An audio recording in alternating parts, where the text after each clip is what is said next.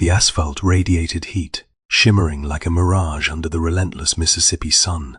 He tasted grit with every breath, a fine dust coating his tongue, mirroring the film over his thoughts. Silas. He thought his name was Silas, or at least that is what the peeling letters on the duffel bag beside him stubbornly declared. Adjusted the strap digging into his shoulder.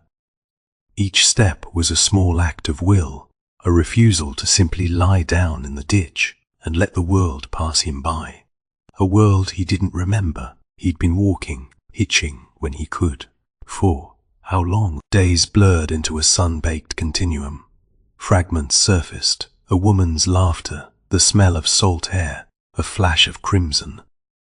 But they were ghosts, insubstantial, vanishing before he could grasp their meaning. The not knowing was a constant ache, a hollow space where a life should be. He knew he hadn't always been like this. The muscle memory in his hands, the way they instinctively tightened around an imaginary steering wheel, the precise flick of the wrist suggesting familiarity with. Something Twofi hinted at a life lived with purpose, with skill. A plume of smoke on the horizon offered salvation. A diner. It wasn't much Thuchi, a squat, cinder-block building clinging to the highway's edge like a barnacle foot, but it promised shade, a cold drink, and maybe, just maybe, a flicker of recognition. He started walking faster, his worn boots raising little puffs of dust. The bell above the door of the Blue Spoon jingled a rusty greeting as he entered. The air inside was thick with the smell of stale coffee, fried grease, and something indefinably older, scent of forgotten lives and lingering regrets. The diner was mostly empty. A trucker nursed a mug at the counter, his gaze fixed on the chipped formica. A woman with a mountain of teased hair was meticulously applying lipstick in a compact mirror, ignoring him entirely, behind the counter. A man who looked carved from weathered wood polished glasses with a slow, deliberate motion. He was broad, shouldered, with hands like shovels and eyes that held a world of weary knowing. "Help you, friend?" he asked, his voice a low rumble. "Coffee," Silas rasped, his throat as dry as the highway. "Black." The man poured the coffee without a word, sliding it across the counter. Silas took a tentative sip. It was strong, bitter, and perfect. He sat at a booth near the back, the vinyl cracked and peeling under his touch. The booth offered a partial view of a dusty jukebox tucked into a corner. Someone had just dropped a quarter in. A mournful wail filled the diner, a blues song steeped in sorrow. A slide guitar wept, and a gravelly voice sang about a lost love and a hidden prize. Where the black river bends and the cypress trees weep, there is a fortune in shadows, secrets buried deep. The lyrics struck Silas like a physical blow. A searing pain lanced through his head, and a kaleidoscope of images flooded his vision. A winding river shrouded in mist, gnarled cypress knees rising from the water, and a face. A woman's face, beautiful and haunting, but just out of reach. He gripped the edge of the table, knuckles white. The images vanished as quickly as they came, leaving him breathless and disoriented. Trouble with the music, son. The diner owner had paused his polishing and was watching him with those knowing eyes. Silas shook his head, trying to regain his composure. No, just a strange song. Old Man Tiber's tune, been playing that one for 50 years. Folks say it is about the legend of Blackwater gold. Blackwater gold. The owner leaned against the counter, his arms crossed. Local story. Back in the 30s, a fella named Bo Lancaster made a fortune running liquor during Prohibition. Supposedly, he buried his stash somewhere along the Blackwater River, never told a soul where, died in a shooting, and the gold vanished with him. And the song, Silas prompted. They say, old man, Tiber wrote it with Bo himself. A coded map of sorts. Folks have been searching for that gold for decades. Never found a dime. He chuckled, a dry, rasping sound. Mostly fools chasing a ghost. Silas felt a strange pull, a nagging feeling that this wasn't just a story. The song, the lyrics, they resonated with something buried deep within him. Was it possible? Could the fragmented memories swirling in his mind be connected to this forgotten fortune? He finished his coffee, the metallic tang doing little to settle the turmoil within. "Thanks," he said to the owner. "How much do I owe you?" "Consider it on the house. You look like you could use a break." The owner's gaze lingered on Silas, assessing, almost pitying. As Silas walked back toward the highway, he couldn't shake the feeling of being watched. He glanced around, scanning the sparse traffic. A black sedan, its windows tinted, was idling 100 yards down the road. He hadn't noticed it when he'd arrived. It hadn't been there a moment ago, or at least he hadn't registered it. Now, it felt like a weight on his back. He told himself it was paranoia, a byproduct of his fractured memories and the unsettling conversation with the diner owner. But the feeling persisted. He quickened his pace, focusing on the stretch of highway ahead. He was thumbing for a ride when he decided to go back to the Blue Spoon. It wasn't the gold, not exactly. It was a compulsion, a sense that something was there, waiting for him. He needed to look around to see if anything would jog his memory. The diner was even emptier now. The trucker was gone. The woman with the lipstick was staring blankly out the window. The owner was back to polishing glasses, his movements as unhurried as before. Silas walked to the corner where the jukebox stood. Dust motes danced in the shafts of sunlight filtering through the grime. Streaked windows. He ran his hand along the rows of 45's titles, faded and barely legible. Hank Williams, Patsy Cline, Chuck Berry. A catalogue of forgotten dreams. He stopped at a record sleeve depicting a mournful-looking man with a guitar. Blind Willie Johnson.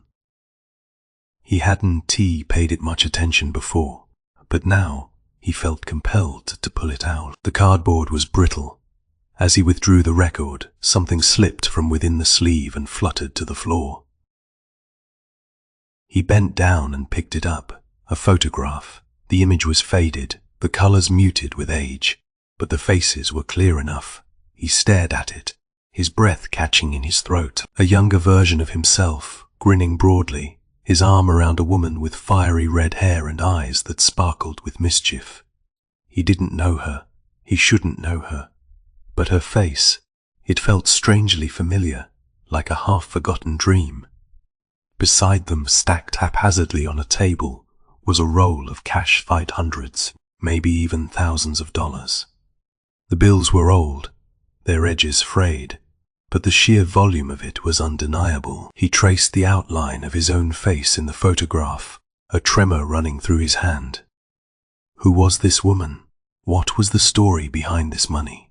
And why did looking at this picture feel like staring into the abyss? A shadow fell across the photograph. He looked up. Standing in the doorway, silhouetted against the harsh sunlight, were two men. They were both dressed in dark suits, their faces obscured by the shadows of their fedoras. They hadn't spoken. They hadn't moved. They just stood there watching him. The man on the left slowly raised his hand, revealing a glint of metallic silver in his grip, a silenced pistol. The gun hadn't discharged. Not yet, but the message was clear. Back off. Forget the photograph. Forget the song. Forget everything. The men hadn't spoken a word, but their presence radiated menace, a silent promise of violence. Sil had met that look before, or he thought he had, in a fleeting, fragmented memory from before the amnesia. It was the look of people who owned things, who controlled things, and who weren't afraid to break things to maintain control. He slowly lowered the photograph, his heart hammering against his ribs. The diner owner hadn't moved. He stood frozen behind the counter, polishing a glass with a frantic, repetitive motion, his eyes darting between Sil and the two men in the doorway. "Everything all right here?" the diner owner finally managed, his voice a shaky whisper. The men ignored him. Their focus remained fixed on Sil. Sil knew he couldn't stay. He slipped the photograph into his pocket, feeling the worn cardboard a reassurance and a threat.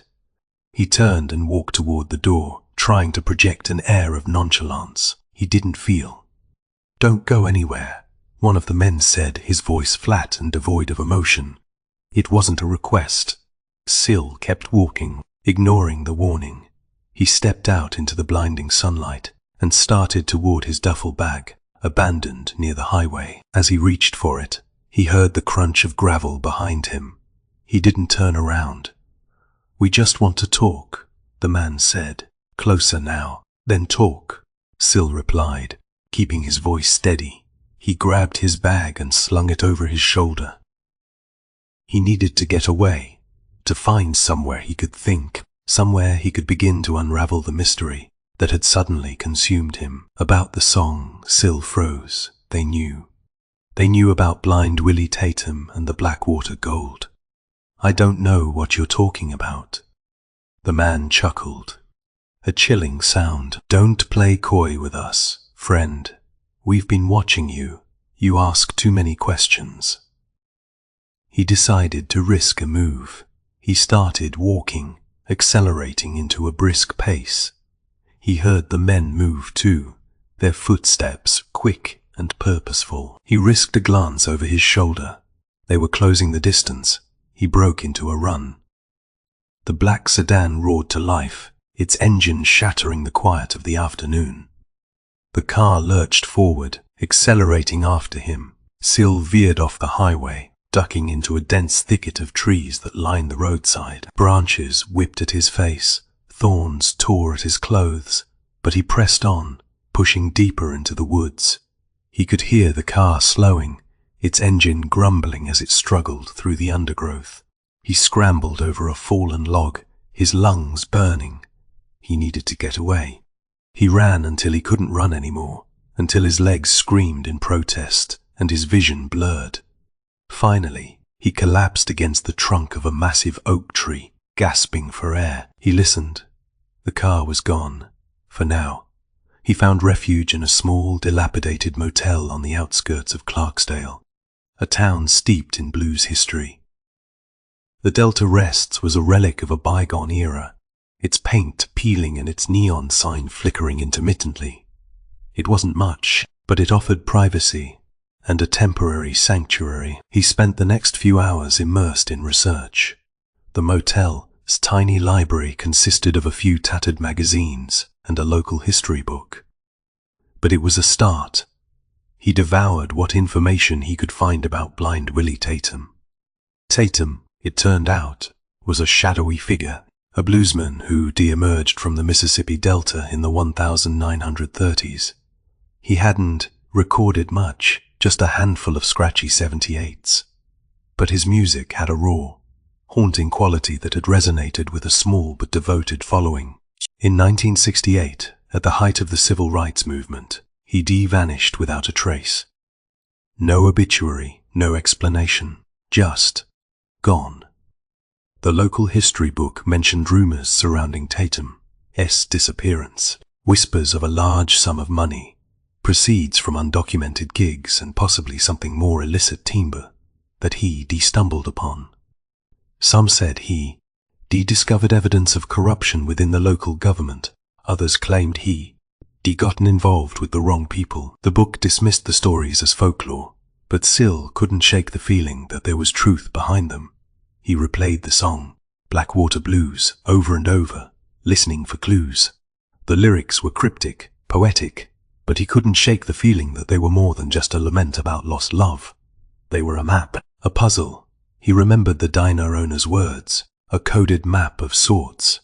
He started focusing on the other songs attributed to Tatum, scouring the internet for any available information. He found a digital archive of his recordings, courtesy of a blues enthusiast in Memphis. He listened to track after track, his ears straining for anything that might resonate, anything that might unlock the mystery. Then he found it. A song called River's Whisper. The lyrics were different, less overtly romantic, more deliberate. 7 stones beneath the willows weep, 10 paces east, where shadows sleep. Follow the heron's flight to the broken gate, and the raven's call will seal your fate. Sil scribbled the lyrics down on a scrap of paper, his hand trembling. This wasn't just poetry. This was a set of instructions. He focused on the numbers, 7 stones, 10 paces. It felt like coordinates, a directive. He stared at the lyrics, trying to decipher the meaning. Willows weep, shadows sleep, herons flight. He pulled out the photograph again, studying the background. The river, the trees. Could the woman in the photo be a clue? He didn't recognize her, but there was something about her look, a certain resilience, that mirrored his own. Suddenly, a sharp rapping on his motel room door startled him. He froze, his hand instinctively reaching for the heavy metal lamp on the bedside table. "Sheriff's office," a gruff voice called from the other side. "We need to ask you a few questions." Sil's blood ran cold. They'd found him. He didn't know how, but they had. "Just a minute," he called back, trying to sound calm.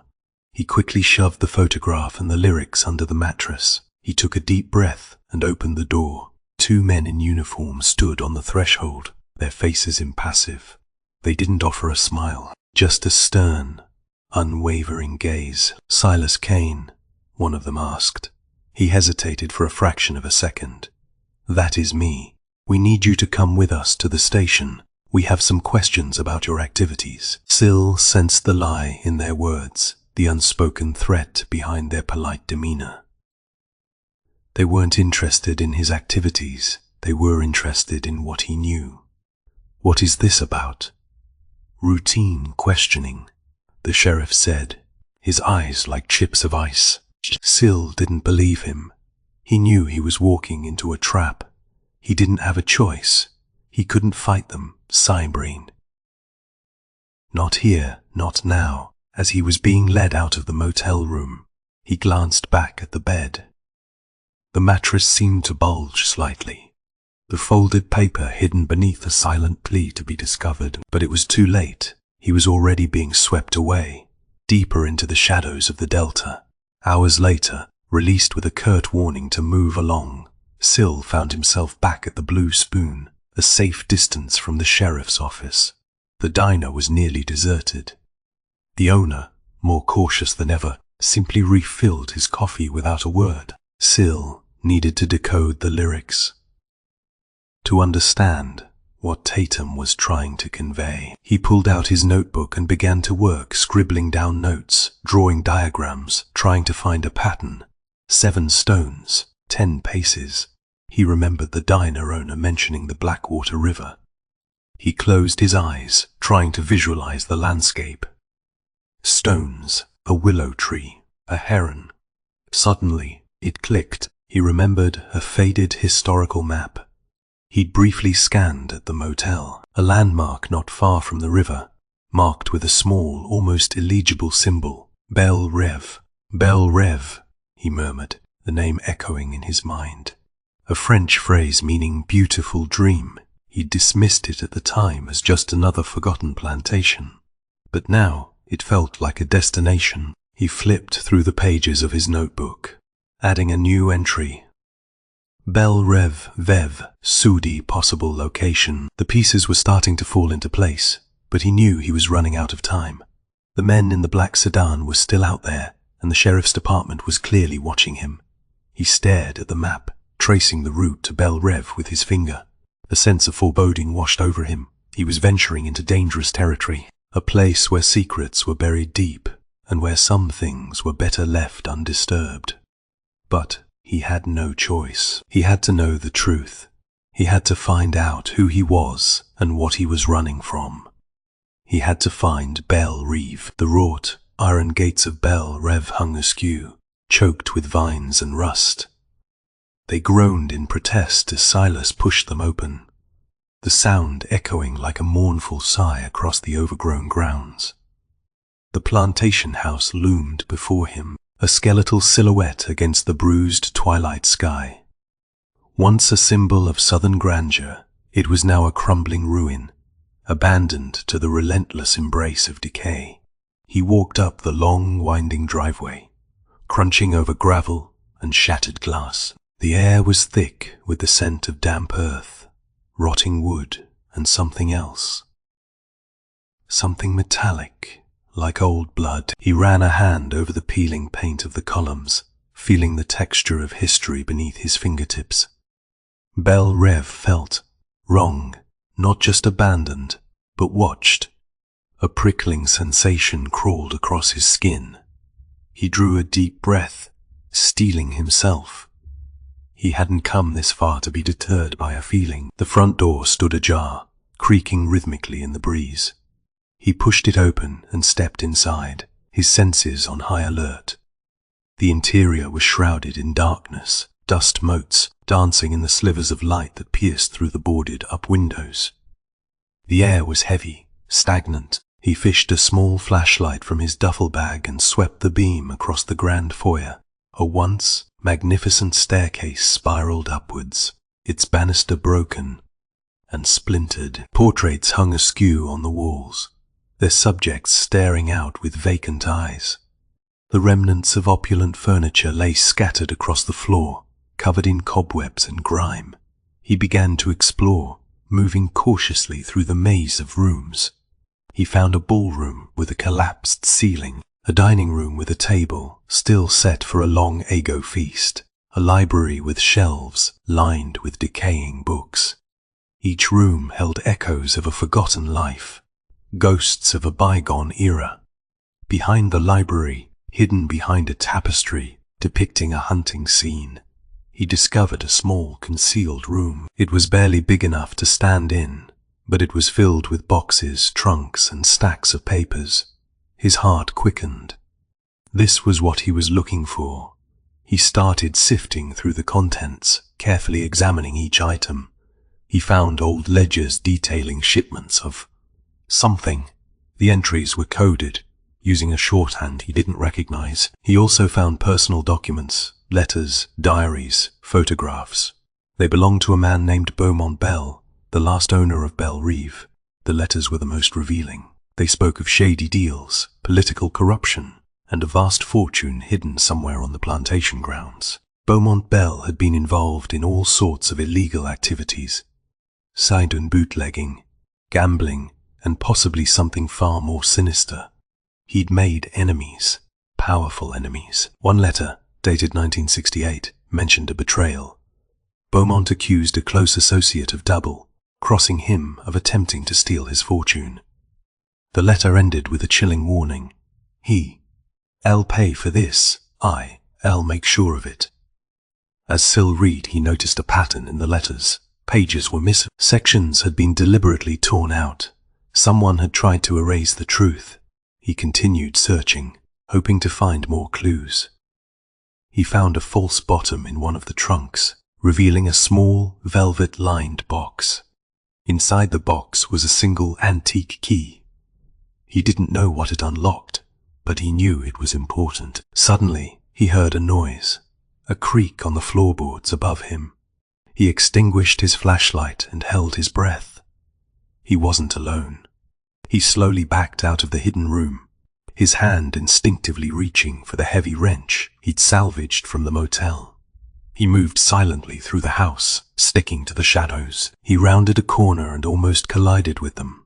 The two men from the sedan. They were waiting for him, their faces grim, their eyes devoid of emotion. The man with the silenced pistol was holding it casually at his side.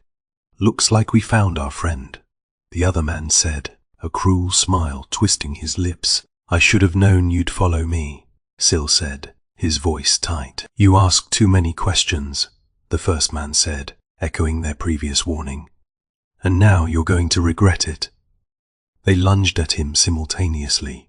Sil reacted instinctively, swinging the wrench with all his might. It connected with the jaw of the man on the left, sending him staggering backwards. The other man fired his pistol, the shot muffled but deafening. The bullet whizzed past Sil's ear, embedding itself in the wall behind him. He dodged another attack, tackling the gunman to the ground. They wrestled for control of the pistol, their bodies colliding with furniture and sending debris flying. Sil managed to land a solid punch to the man's stomach, forcing him to gasp for air.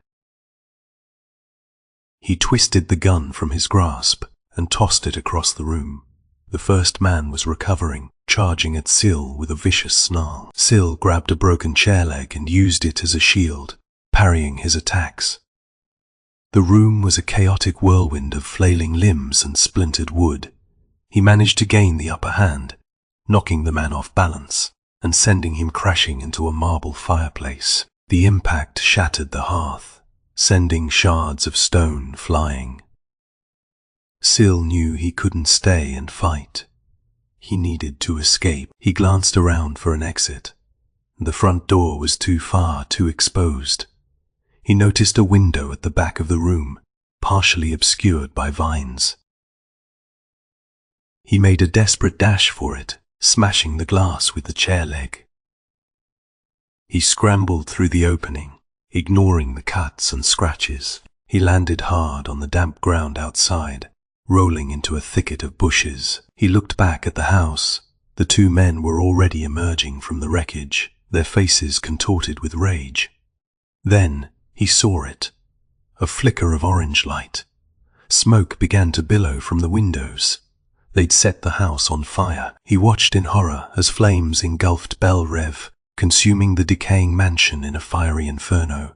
Decades of history, secrets buried within its walls, were being reduced to ashes. He tried to run back inside, to salvage what he could, but it was too late. The heat was intense, the flames too high. He was forced to watch helplessly as Belle Reve burned, taking its secrets with it.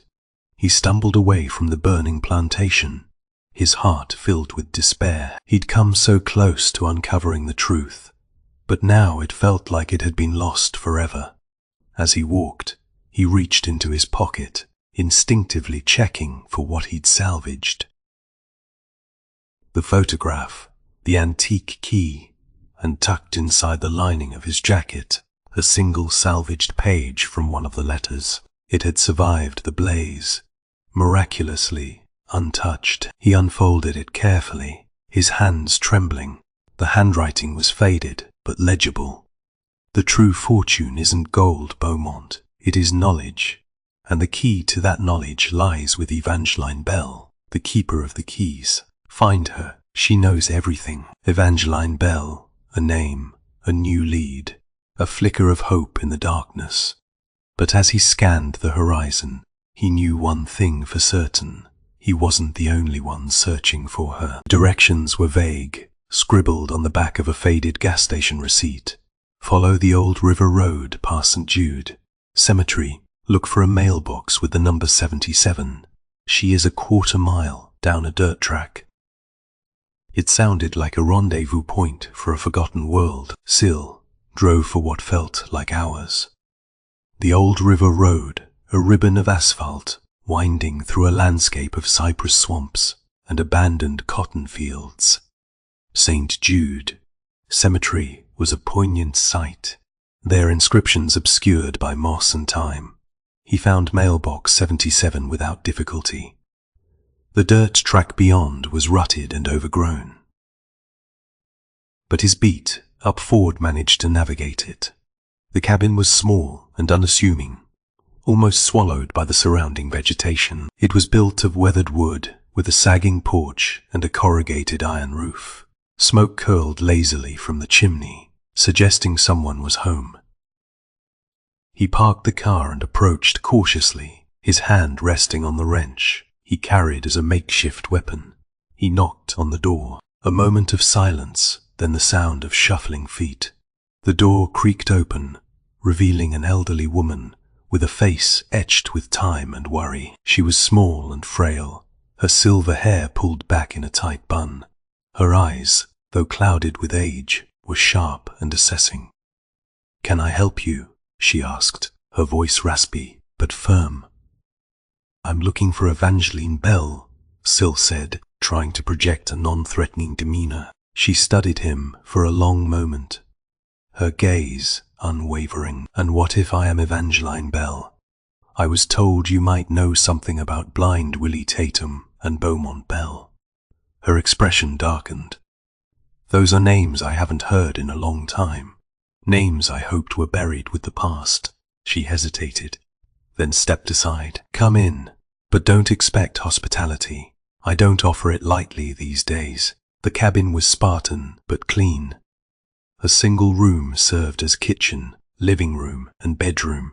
Bookshelves lined the walls, filled with well-worn volumes. A small, wood-burning stove provided the only source of heat. The air smelled of dust, wood smoke, and something else. Lavender, perhaps. Sit, she said, gesturing to a rocking chair by the stove. But don't get comfortable. I have little patience for long stories. Syl sat, careful, not to intrude on her space. I understand you knew Beaumont Belle. Knew him, she snorted. I knew him too well. He was a dangerous man, Beaumont. Charming, yes, but dangerous. He built this empire on lies and deceit. And blind Willie Tatum. Willie was a good man, a gifted musician. He stumbled onto something he shouldn't have, and it cost him everything. Syl pulled out the salvaged page from the letter. I found this. It mentioned you, said you were the keeper of the keys. Evangeline's eyes narrowed. So, you've been poking around. She reached for the page, her fingers trembling.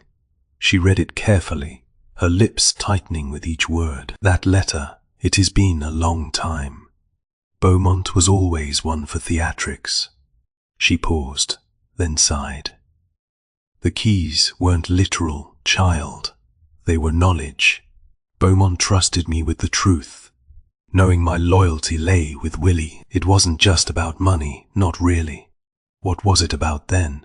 Syl pressed, leaning forward. Power, Evangeline said, her voice barely a whisper. The Belle family had deep roots in this state, reaching into every level of government. Beaumont wasn't just running liquor and gambling dens. He was involved in something much bigger, something that threatened to expose a web of corruption that stretched all the way to the state capital. What kind of corruption? Land grabs, voter suppression, exploitation of black sharecroppers. Beaumont profited from it all. Willie found evidence that could have brought it all down. That is why they silenced him.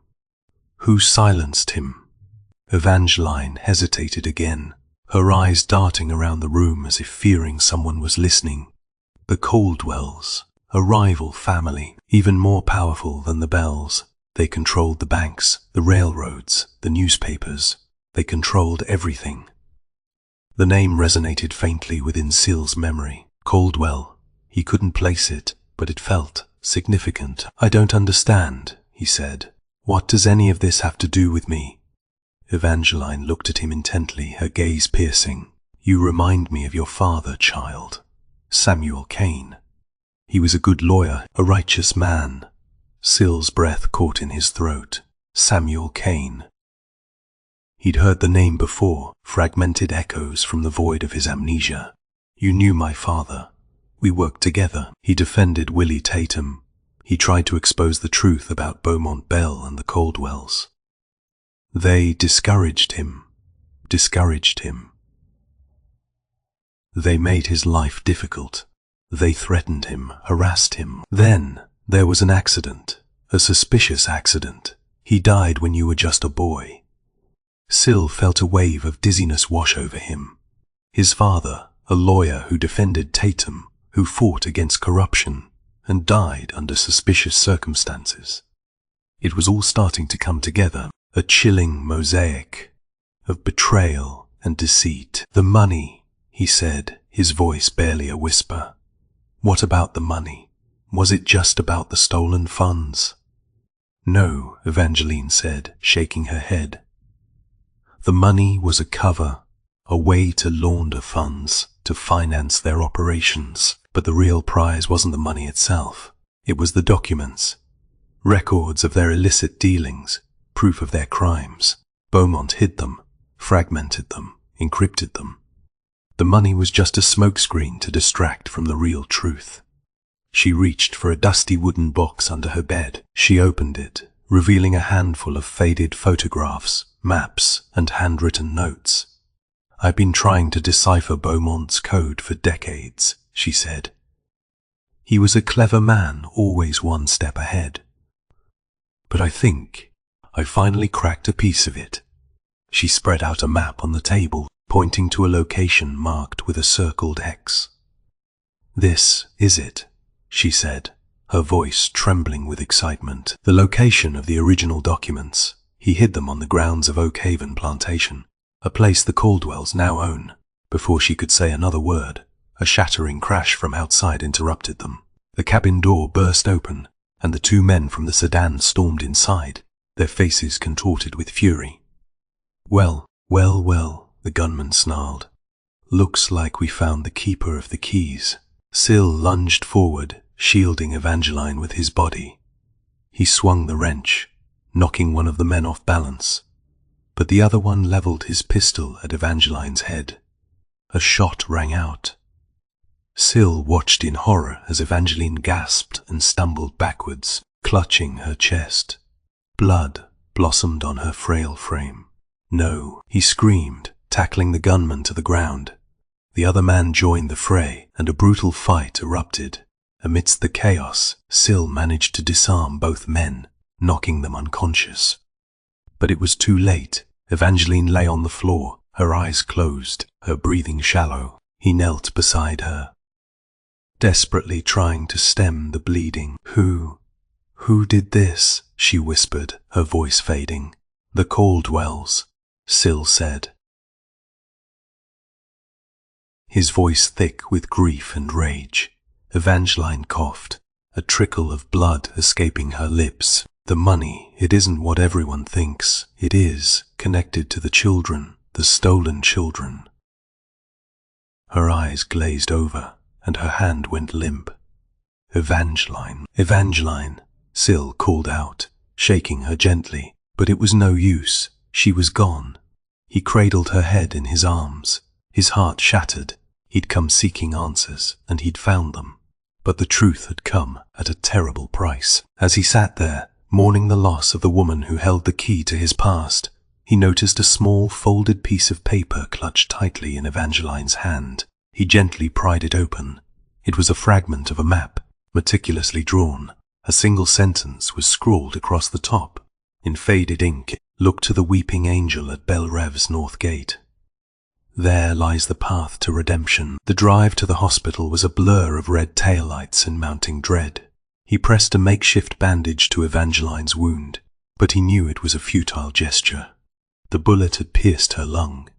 He floored the gas pedal, the Ford rattling and groaning in protest. The emergency room was a chaotic scene of flashing lights, frantic activity, and the pervasive scent of antiseptic.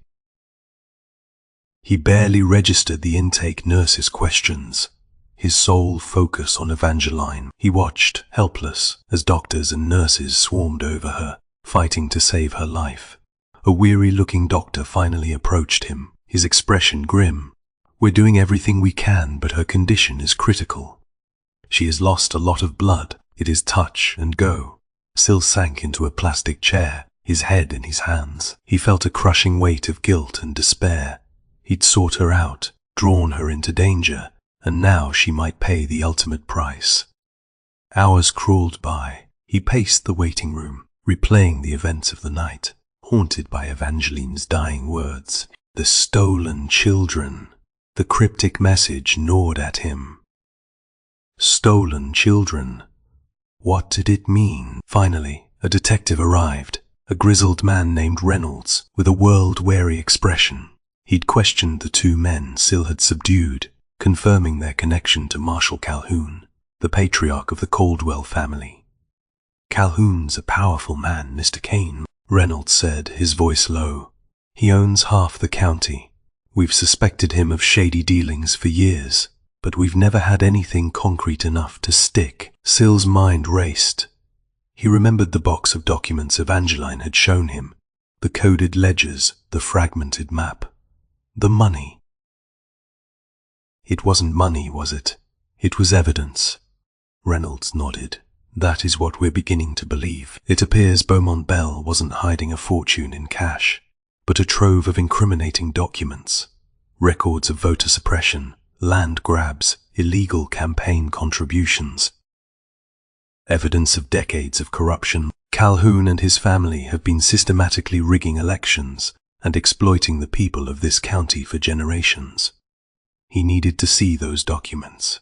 He needed to understand the full extent of the corruption. He convinced Detective Reynolds to let him retrieve the box from Evangeline's cabin. Back at the cabin, he carefully examined the contents.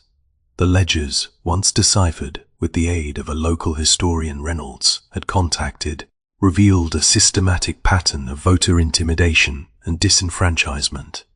The Caldwells had actively targeted black voters using threats, violence, and outright fraud to suppress their participation in elections. The stolen land was documented in meticulous detail, properties seized through fraudulent deeds and legal loopholes. But it was a separate file, tucked away at the bottom of the box, that truly shocked him. It contained records of children, dozens of them, taken from their families under false pretenses, placed in foster care, or simply disappeared. The documents hinted at a clandestine operation, a network of orphanages and adoption agencies controlled by the Caldwells, used to exploit vulnerable children for profit. Evangeline's last words echoed in his mind. The stolen children. The pieces were falling into place, revealing a horrifying picture of systemic abuse and exploitation. He knew he had to confront Calhoun. He needed to expose him and his family, to bring them to justice. He located Calhoun's estate, a sprawling mansion overlooking the Blackwater River, an ostentatious display of wealth built on a foundation of corruption. He drove straight to the mansion, bypassing the security gate. With a reckless disregard for his own safety, he found Calhoun in his study, surrounded by expensive artwork and antique furniture. The man was tall and imposing, with a silver mane and cold, calculating eyes. "Mr. Kane," Calhoun said, his voice smooth as silk. "I expected you. You've been causing quite a stir." "You attacked Evangeline Belle," Sil said, his voice tight with anger. "You almost killed her." Calhoun merely smiled. "A regrettable necessity. The woman was a liability. She knew too much." "You think you can get away with this, with everything you've done?" "I always have," Calhoun said, his smile widening. "This county is my kingdom, Mr. Kane, and I rule it with an iron fist." "You're a thief, a liar, and a murderer," Sil spat. "You wound me," Calhoun said, feigning offense. "I prefer to think of myself as a pragmatist, someone who understands the realities of power." "The realities of power?" "It is about exploiting people, about stealing their land, about destroying their lives." "Sentimentality is a luxury I cannot afford," Calhoun said, rising from his desk. He pressed a button on his intercom. "Remove Mr. Kane from my property." 2 burly security guards entered the room, blocking the doorway. Sil knew he was outnumbered, but he wasn't unarmed. He'd managed to discreetly retrieve the antique key from his pocket.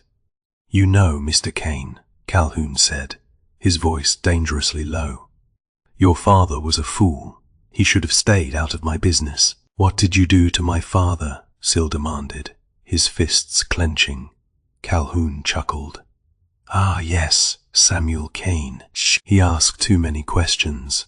He threatened to expose us." "It was unfortunate. An accident, of course. A tragic mishap. An accident." Sil's voice was barely a whisper. Calhoun leaned closer, his eyes locking with Sil's. "Let me tell you a secret, Mr. Kane. Your amnesia. It wasn't an accident. It was arranged. We wanted to protect you from the truth, from the knowledge of what we did to your father." Sil stared at Calhoun, his mind reeling, his amnesia. It wasn't a random occurrence. It was a deliberate act, a calculated attempt to silence him, to erase his past. Fury surged through him, eclipsing his fear. He used the distraction to his advantage. He lunged forward, dodging the security guards and knocking one of them to the ground. He kicked the other guard in the stomach, sending him stumbling backwards. He turned back to Calhoun, the antique key clutched in his hand. He remembered Evangeline's words. The weeping angel at Belle Reve's north gate. He held up the key. I know about the weeping angel, Calhoun. I know about the hidden room. I know about everything. Calhoun's composure finally cracked. Fear flickered in his eyes. Where did you get that key? Sil didn't answer. He threw the key across the room, distracting Calhoun for a split second. Then, he launched himself at the man, tackling him to the ground. They wrestled for control, their bodies crashing against the furniture. Calhoun was strong, but Sil was fueled by rage and a desperate need for justice. He managed to pin Calhoun to the ground, his knee pressing into the man's chest. It is over, Calhoun, Sil growled. Your reign of terror is over. Just then, Reynolds and a team of officers burst into the room, guns drawn. They quickly subdued the remaining security guards and placed Calhoun under arrest. As Calhoun was being led away in handcuffs, he locked eyes with Sil. You haven't won, Kane, he snarled. This isn't over. Sil knew he was right. The fight for justice was far from over. But for the first time, he felt a glimmer of hope. He had faced the darkness and survived, and he was finally starting to remember who he was. He was Samuel, Kane's son, and he wouldn't rest until he'd exposed the truth and brought the Caldwells and Dev and everyone else involved, Saidi, to justice. But first, he had to return to the hospital. He had to see if Evangeline was still alive. The sterile scent of the hospital room was a stark contrast to the decay of Belle Reve, the opulent corruption of Calhoun's mansion. He sat beside Evangeline's bed, watching her chest rise and fall with each labored breath. She was still weak, heavily bandaged, but her eyes were open and a faint smile touched her lips. You did it, she whispered, her voice raspy but clear. You exposed them. It wasn't just me, Sil said, squeezing her hand gently. You gave me the key. You showed me the truth. Your father, he was a good man, she said, her gaze distant. He believed in justice. He would be proud of you. Her words unlocked something within him. A flood of memories, fragmented and disjointed, overwhelmed his senses. He saw his father, younger and full of fire, poring over documents late into the night. He remembered hushed conversations, worried phone calls, a growing sense of fear. He recalled the night of the accident, not a random occurrence, but a deliberate act of sabotage. A blown tire, a treacherous curve, a plunge into the icy waters of the Blackwater River. He'd suppressed the trauma for so long, burying it deep within the recesses of his mind. Now it all came rushing back, raw and agonizing. He remembered the guilt, the grief, the hollow despair of losing his father, and he remembered the subtle warnings, the veiled threats from Calhoun's men, even after the funeral. He was no longer amnesiac, but haunted by a past he now knew too well. They tried to silence him, he said, his voice trembling with emotion. They tried to erase him, but they failed. Evangeline squeezed his hand again. The truth always finds a way to surface, child, even if it takes decades. He knew he couldn't let Calhoun and his cronies escape justice. He couldn't allow them to continue exploiting the people of this county. But he also knew that law enforcement alone wouldn't be enough. Calhoun had deep pockets and powerful connections. He needed an ally, someone who could amplify the story, someone who could galvanize public opinion. He remembered reading about a young, tenacious journalist named Maya Rodriguez, who'd made a name for herself investigating corruption in the state. He found her number and called her, laying out everything he knew. Soy tea, the voter suppression, the land grabs, the stolen children, Calhoun's involvement. Maya listened intently, her questions sharp and insightful. She was skeptical at first, but the evidence he provided, the ledgers, the documents, his own first-hand testimony, convinced her. This is huge, she said, her voice brimming with excitement. This could bring down Calhoun's entire empire. She promised to launch a full-scale investigation, to expose the truth to the world. She wasted no time. Within hours, the story was breaking. Cite, a bombshell exposé detailing decades of corruption within the Caldwell family. The fallout was immediate and explosive. Protests erupted in front of Calhoun's mansion. State and federal investigators descended on the county, seizing records and interviewing witnesses. The Caldwells scrambled to contain the damage. But it was too late. The genie was out of the bottle. He watched from a distance as officers stormed Calhoun's estate, arresting the man and his accomplices. It was a chaotic scene, but a satisfying one. Justice, it seemed, had finally arrived. He returned to the hospital, eager to share the news with Evangeline. She was awake and alert, her condition steadily improving. "They've taken him into custody," he said, smiling. "Calhoun and his entire network, it is over." Evangeline's eyes twinkled with satisfaction.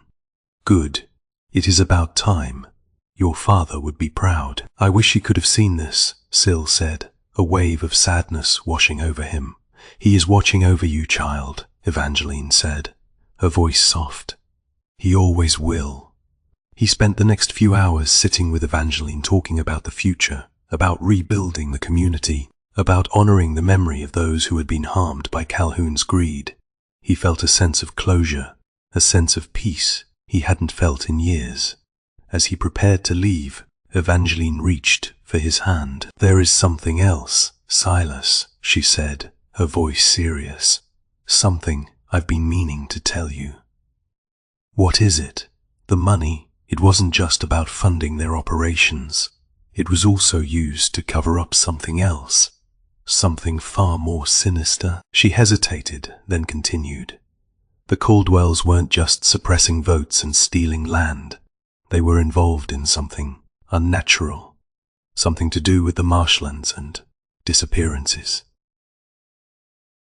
Before she could elaborate, a nurse intervened, reminding her that she needed rest. Sil promised to return tomorrow, eager to hear more. He left the hospital, feeling a sense of cautious optimism. The immediate threat was over, but he couldn't shake the feeling that there were still secrets lurking beneath the surface. Back at his motel room, he found an envelope slipped under the door. It was addressed to him, but there was no return address. He opened it cautiously. Inside was a single sheet of paper, with a message typed in an old-fashioned font. "You think you've won, Silas Kane. You've only scratched the surface. The darkness runs deeper than you can imagine. Be careful who you trust. You are not safe." A chill ran down his spine. The message was cryptic, ominous. He knew he wasn't out of the woods yet. The fight for justice wasn't over. It had just begun. The echoes of the past continued to reverberate, hinting at a darkness that threatened to consume him. And the truth remained, elusive and dangerous, just beyond his grasp. Dust was settling, both literally and figuratively. The media frenzy surrounding the Caldwells' downfall had begun to subside, replaced by a quiet determination to rebuild. The county was slowly healing, its wounds still raw but no longer festering. Sil stood on the porch of a small, renovated cottage overlooking the Blackwater River, the same river that had claimed his father's life. He'd purchased the property with a small portion of the recovered funds, money rightfully returned to the community, a symbolic gesture of restitution. He ran a hand through his hair, still grappling with the weight of his regained memories. The images of his father, the details of the investigation, the brutal truth of his death, played on a constant loop in his mind. It was a burden he knew he would carry for the rest of his life, but it was also a source of strength, a reminder of the values he'd inherited. He walked inside, his gaze falling on a framed photograph on the mantelpiece. It was a picture of his father, smiling, radiating warmth and integrity. He hadn't even realized he'd kept it all these years, tucked away in a box of forgotten belongings. He'd spent the past few weeks working closely with Maya Rodriguez, meticulously reviewing the stolen documents, identifying additional victims, and exposing further injustices. They'd uncovered a network of shell corporations, offshore accounts, and hidden assets that had allowed the Caldwells to operate with impunity for decades. "It is not just about the money," Maya had said during one of their late-night strategy sessions. "It is about accountability. It is about sending a message that no one is above the law." Sil agreed. It wasn't enough to simply punish the perpetrators. They had to dismantle the system that had allowed them to thrive. He decided to stay in the Delta. He couldn't just walk away. He'd found a sense of purpose here, a sense of belonging he hadn't known he was missing. He wasn't a lawyer like his father, but he could use his experience, his determination, to fight for justice in his own way. He and Maya were already discussing the possibility of establishing a legal aid foundation to provide representation to those who had been victimized by the Caldwells and their associates. He'd visited Evangeline several times at the rehabilitation center. She was slowly regaining her strength, her spirit unbroken. She told him about her life, about her own struggles with the Caldwells, about her unwavering belief in the power of truth. "You've done good, Silas," she'd said. "Your father would be so proud." He'd also started to explore a dormant talent he hadn't remembered possessing. Music. He'd found an old harmonica tucked away in a pawn shop, and he'd begun to teach himself to play. The mournful wail of the instrument seemed to resonate with the soul of the Delta, with the weight of its history, with the pain of its past. He'd spent hours sitting on his porch, practicing, finding solace in the music. It was a way to connect with his father, to honor his memory, to express the emotions he couldn't articulate with words. He was starting to build a life, to create a future. He'd made friends in the community, people who had welcomed him with open arms. He'd found a small garden to tend, a quiet solace in nurturing life from the fertile soil. The weight on his shoulders hadn't vanished entirely, but it had shifted, becoming a source of resolve rather than despair. He was no longer running from his past. He was embracing it, learning from it, using it to build a better future. As the sun began to set, casting long shadows across the river, he stepped onto the porch, harmonica in hand. He closed his eyes and began to play, a slow bluesy melody filling the air. It was a song of loss and redemption, of sorrow and hope. It was a song of the Delta, a song of the human spirit. He played until the stars began to appear, their faint light illuminating the dark waters of the Blackwater River. He played until his fingers ached, until his soul felt cleansed. He opened his eyes, gazing out at the horizon. The air was still and quiet, the only sound a gentle lapping of the waves against the shore. He thought he was alone. Then he saw it, a fleeting glimpse of something in the distance, a familiar black sedan disappearing down the highway. He didn't recognize the driver. His heart skipped a beat. He knew that car. He'd seen it before, lurking in the shadows, a silent omen of danger. It was a chilling reminder that the forces that had silenced his father, the forces that had tried to erase his past, were still out there, watching, waiting. He lowered the harmonica, his hand trembling. He knew this wasn't over. The dust had settled, but the darkness hadn't completely dissipated. He wasn't safe. Not yet. He took a deep breath, steeling himself for whatever challenges lay ahead. He would continue to fight. He would continue to seek justice. He would continue to honor his father's memory. He was Silas Kane, and he wouldn't be silenced. The melody, unfinished, hung in the air, through a promise, a warning, a haunting echo of the past.